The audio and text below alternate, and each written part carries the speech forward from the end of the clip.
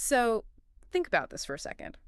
You probably spend your whole life hoarding facts. Yeah, absolutely. I think we all do. Right. You collect the degrees, you read the articles, you download all this data, just stockpiling information. But what if every single piece of knowledge you've ever acquired is completely useless on its own? Yeah, that really, it completely upends how we usually think about progress, doesn't it? Definitely. Because we are so conditioned to treat the accumulation of information as like the finish line. We assume if we just read enough books, we win. Like it's a high score or something. Mhm. And that assumption is exactly what we are challenging today. So welcome to the deep dive. Glad to be here for this one. Yeah, so for this deep dive, we are unpacking a really fascinating philosophical text. It's by an author named Xu Feng, and it's titled The Three Major Pursuits of Life. Right. And it's a pretty dense framework. It is. The mission today is to map out this author's exact blueprint for human development. Because he argues that human progression isn't just a gradual slope of getting smarter. No, not at all. He breaks it down into three distinct ascending stages, like a staircase. Right. But before we start climbing those stairs, we should probably set the parameters of the source material. Yeah, good idea. Yeah. Because this text weaves together a really wide variety of religious, spiritual, and philosophical viewpoints. It's not just one lane. Definitely no. It draws on very specific spiritual pioneers, political figures, navigators of faith, all to build this one framework. Which means we need a quick disclaimer for you listening. Our goal today is not to endorse any specific belief system Right. or any spiritual pioneer or political figure mentioned in the text. Right, we're just the messengers here. Exactly. We're strictly here to impartially unpack the author's unique framework.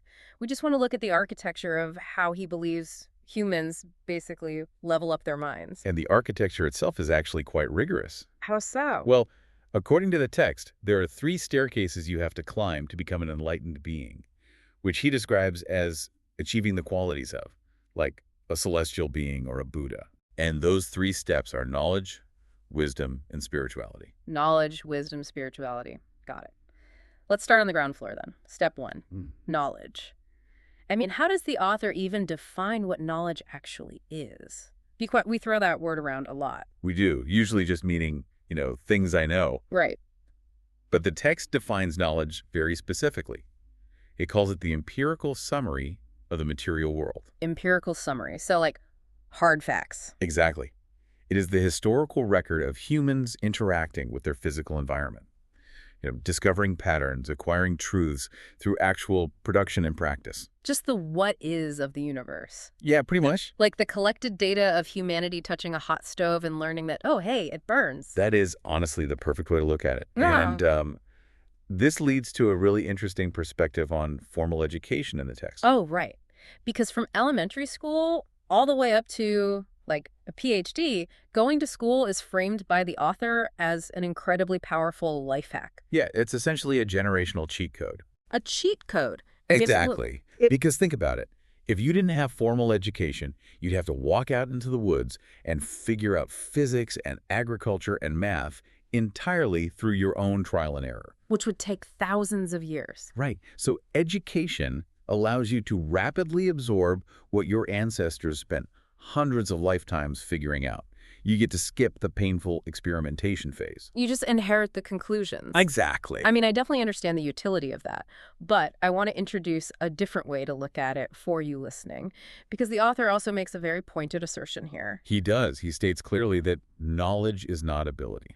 Right. And I was thinking about this. Think of knowledge like downloading a massive library of complex software onto your computer. Okay, like, You can have the entire Adobe Creative Suite just sitting on your hard drive, taking up gigabytes of space.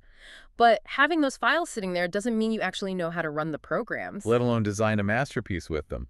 Exactly. So you possess the files, but you lack the kinetic energy or the skill to execute them. Yeah. But here's where I want to push back a little, or at least get some clarity.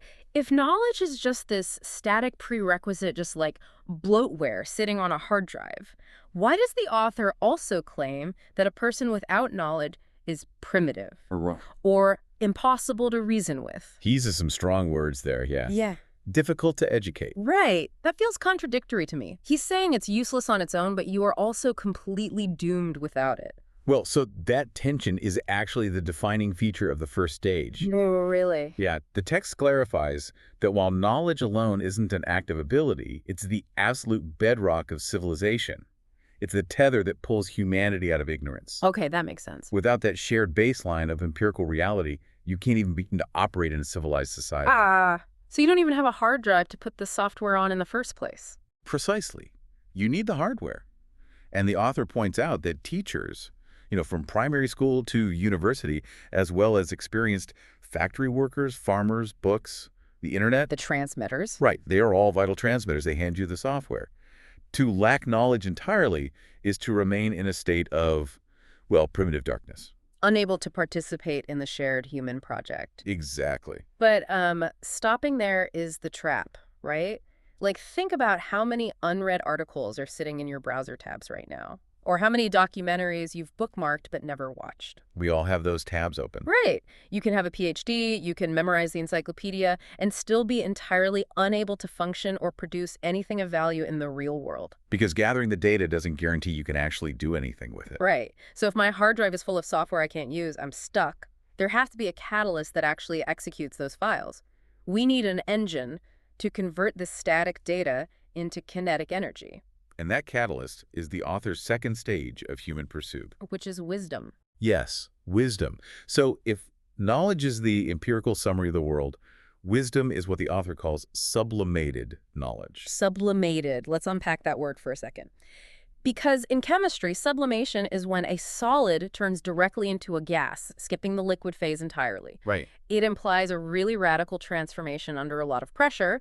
So how does a static fact transform into wisdom? Through active application and Sure. friction. Friction, okay. Yeah, wisdom is defined in the text as the active ability to identify, analyze, judge, invent, and create. That's a lot of verbs. It is. It's the capacity to take the external boundaries and the internal meaning of a situation and manipulate them.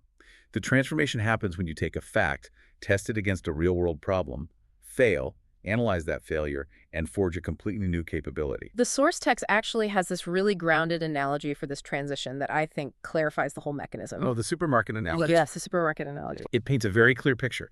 So let's say you go to the grocery store. You buy flour, cooking oil, raw vegetables, and some seasonings. Yep. You put them all in a grocery bag. That bag full of raw ingredients is knowledge. Right. And you can carry that heavy bag around all day, but it's not going to cure your hunger. No. You can't just eat a fistful of raw flour and chase it with cooking oil. I mean, you could, but... It wouldn't end well. Right. No. The ability to take those raw ingredients, process them, apply the correct amount of heat, mix them in the right proportions, and actually cook them into a meal that sustains you. That processing power. Yes. That active application, that is wisdom. And the stakes for developing that processing power are massive here. The author scales this concept way up. This isn't just about like self-improvement or being good at your job. No, he uses it to define the rise and fall of entire societies. Yeah, he makes a rather blunt comparison, actually, with monkeys. He does. The text states that the reason a group of monkeys stays a group of monkeys is fundamentally a lack of wisdom. Which sounds harsh, but... But think about it. They exist in the exact same physical environment we do. They have the same raw materials, the wood, the stone, the water. But they lack the processing power to sublimate those materials into, say, a house or an aqueduct. Exactly. They have the environment, but not the engine to alter it. And the author applies this directly to human civilization, too. Oh. According to the text, the reason certain individuals, families, or even entire nations remain poor and backward is a deficit of wisdom. Because they might have access to raw knowledge, right, and natural resources. But they do not know where to direct their energy.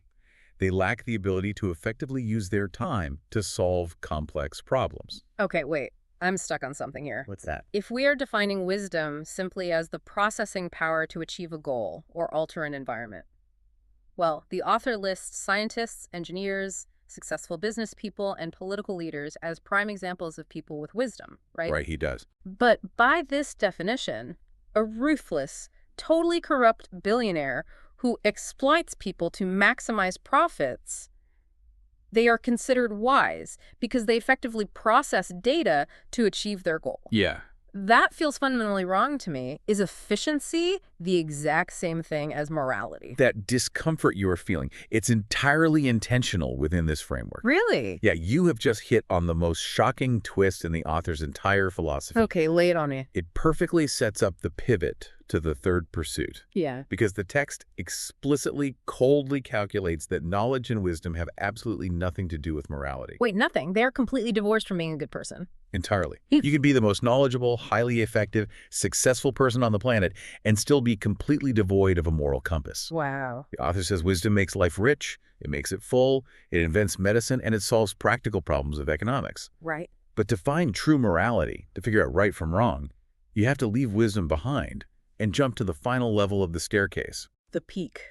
The final pursuit, which is spirituality. Exactly. We went from knowledge to sublimated knowledge, which is wisdom. Now, spirituality is defined as sublimated wisdom, Another transformation. and a profound leap.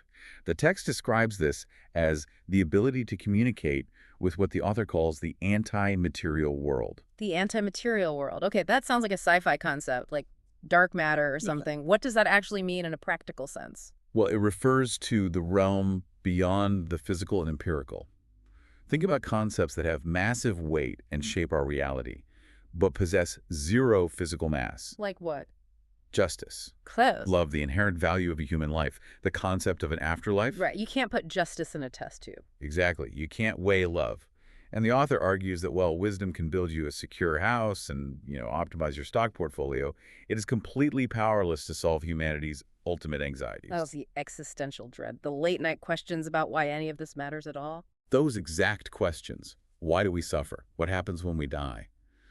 Only spirituality, according to this framework, grants the ability to discern true from false, good from evil, beauty from ugliness. So it is the sole source of morality. Yes, it establishes life's purpose and gives context to concepts like heaven, hell, and the divine. Without spirituality, your wisdom is just a highly efficient machine operating with no ultimate direction, A fast car with no steering wheel. basically. And the text also categorizes the people who transmit this spirituality, kind of similar to how teachers transmit knowledge. Right, but reading through the list, it's a very eclectic mix of figures across different eras and beliefs. It is. He groups them by the scale of their impact. Yeah. So at the highest level, and again, neutrally reporting the author's framework here, are the navigator. A navigator. Yeah, these are the foundational figures of massive thought systems: Laozi, Muhammad, Buddha, Jesus. Okay. And then below them are the pioneers. These are individuals who charted specific, often newer, or more niche spiritual paths. Who falls into that category? The text lists figures like Osho, Orin, Seth, Zhang Hongbao, and Li Hongzhi. Got it. And then below them are the local guides, right? The everyday transmitters. Right, like priests, imams, Taoist monks, spiritual masters, the people who pass these concepts down to communities. And the author ultimately points to the way of God as the ultimate source they are all tapping into. He does. But, and this is crucial, there's a massive warning label attached to this third step. Oh. The author is adamant that you cannot just rush the staircase. If you're drawn to big existential ideas, you need to hear this warning. Okay, what happens if you rush it?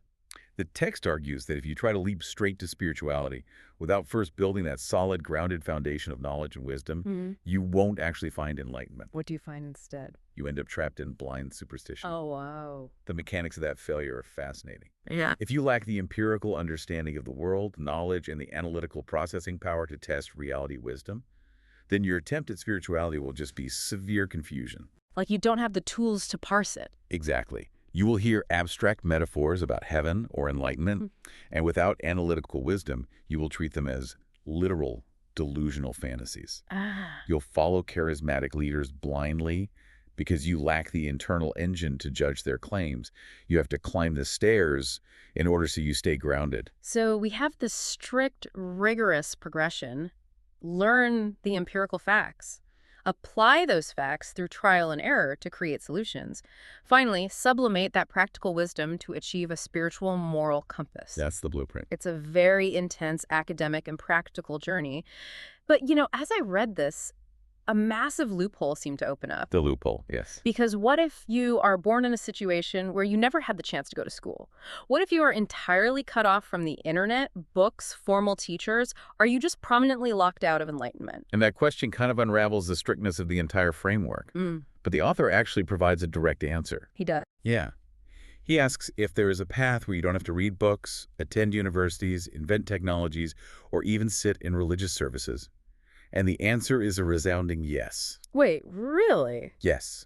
The author reveals that even a completely illiterate person, someone entirely devoid of formal knowledge or applied societal wisdom, can achieve spirituality and the qualities of a celestial being. How does that bypass actually work? I mean, if the stairs are so important to prevent superstition, how do you cheat the staircase without falling? The text outlines two direct methods for this bypass.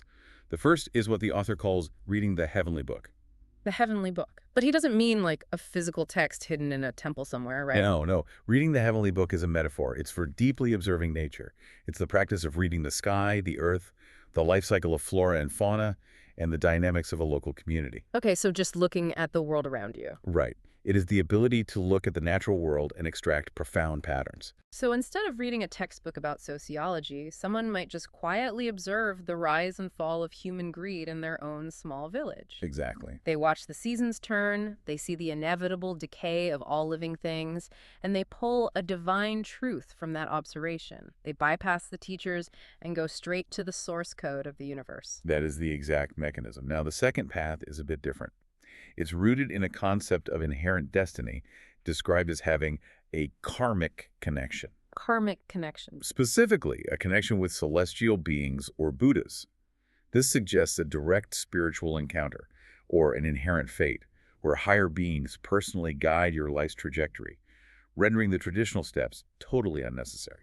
Wow. And the author also throws in a practical tip for anyone trying to accelerate their climb, regardless of which path they take. He does, yeah. He notes that someone who consistently ponders the ultimate goals of life is going to reach enlightenment much faster. He specifically mentions that wandering or lingering in life zen accelerates the pace of gaining spirituality. And life zen is basically a state of active meditative contemplation on existence. Right.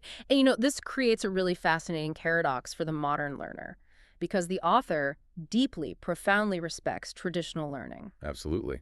Education is framed as the ultimate shield against primitive ignorance. It's the foundation of a functioning society. Yet at the very same time, he concedes that the absolute highest, most evolved level of human existence doesn't actually rely on textbooks or PhDs at all. No. It relies on deep reflection, natural observation, and the cultivation of an internal moral compass. It's a deeply humbling thought, Yeah. especially for those of us addicted to gathering information. Seriously. We can acquire all the data in the world. We can become the most efficient, wealthy problem solvers in our society. But the peak of our humanity is defined by a spiritual and moral clarity that just cannot be downloaded. No, it can't.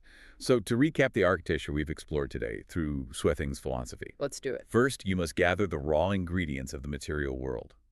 That is your knowledge. The flour and the oil. Right. Second, you must figure out how to apply heat and friction to cook those ingredients into actionable progress. That is your wisdom. Cooking the meal. And finally, you must look beyond the material world entirely to find a moral compass that gives your actions meaning. And that is your spirituality. I love that. And I want to do a direct check-in with you, the listener, right now. Look at your own life, your own career, your daily habits. Are you just hoarding grocery bags full of raw facts? We all do it sometimes. We do. Are you constantly downloading software you never run? Or are you actually cooking the meal and testing your knowledge in the real world? And if you are successfully cooking that meal, if you are operating with high-level wisdom in your career or your life, we want to leave you with one final provocative thought to chew on. Ooh, okay. Lay it on us. Something that builds on these ancient philosophical definitions, but steps directly into the modern world. I'm ready. If, as the text explicitly claims, knowledge and wisdom have absolutely nothing to do with morality, let's look at the modern world's obsession with artificial intelligence. Oh, wow. Okay. Right now, humanity is building machines and systems with almost infinite knowledge.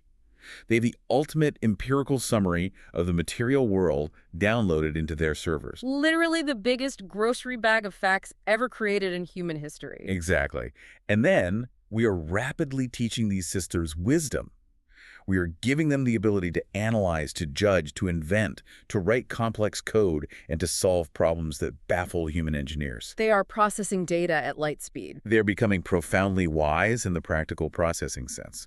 But they inherently lack that third step. The spirituality. Right. They cannot read the anti-material weight of justice or empathy. They lack the spirituality needed to discern true good from true evil. Because you can't code a soul. Exactly. So if this philosophical framework holds true, are we essentially building an incredibly wise engine with absolutely no steering wheel? Man, an engine that can process 1 billion variables a second, but has no moral compass to tell it which direction to drive. That is a chilling application of this tech. It really is. It brings us right back to the disruptive premise we started with. You can have all the facts, all the data, all the processing power in the universe, but without that final spiritual leap to understand why it matters and what is actually good. Then all that information might just be beautifully organized, highly efficient, and completely dangerous. Exactly. So keep cooking those meals, but make sure you know who you're feeding. We'll catch you on the next deep dive.